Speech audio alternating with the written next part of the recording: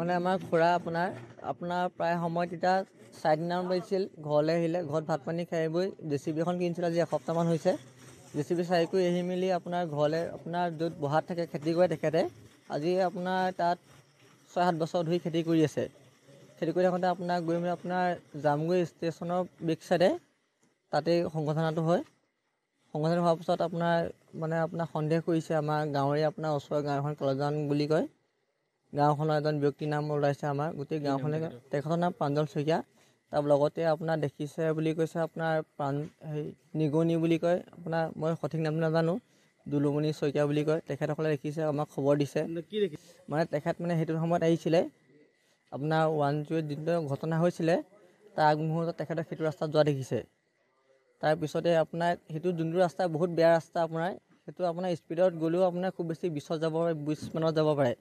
তো সেইটো স্পীডত ইমান গৈ মেলি আপোনাৰ মুখত দুখ পাইছে, মুখত দাঁত চাত ভাঙিছে, বুকুত ঘুচা পৰিছে, মূৰত আপোনাৰ তিনিটামান আপোনাৰ ৰদে নে কিবাই মাৰিছে আপোনাৰ। কোনে মাৰিছিলে?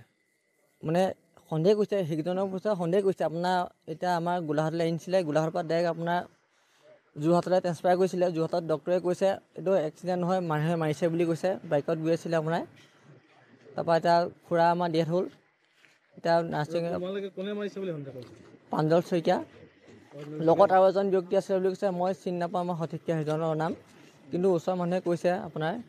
আৰক্ষীয়ে তেওঁক এৰেষ্ট কৰিছে। বাকীকেইজনক যোনজনক সন্দেহ কৰিছে, যোনজনক আপোনাৰ নাম কৈছে তেখেতসকলক আজি এতিয়ালৈকে আপোনাৰ এৰেষ্ট কৰা নাই।